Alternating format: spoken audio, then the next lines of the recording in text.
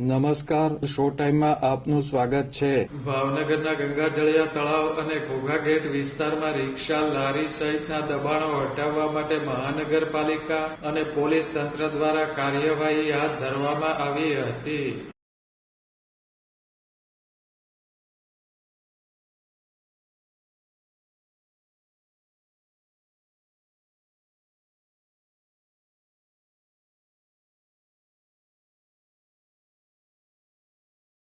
શહેરના ઘોઘાગેટ ચોકમાં પોલીસ ચોકીની સામે જ સિટી બસ ચાલક ઉપર હુમલો અને બસમાં તોડફોડની ઘટના બની હતી.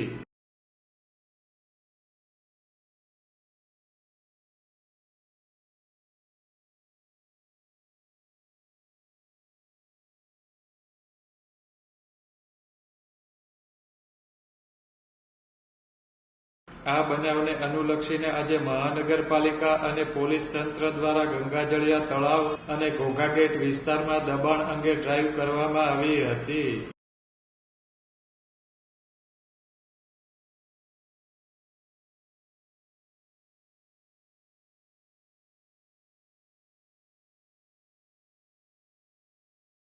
પોલીસ અને મહાનગરપાલિકાની ટીમ દ્વારા ટ્રાફિકને અડચણરૂપ થાય તેવી રીતે રિક્ષા પાર્ક કરનારા રિક્ષા ચાલકો પાસેથી દંડ વસૂલવામાં આવ્યો હતો.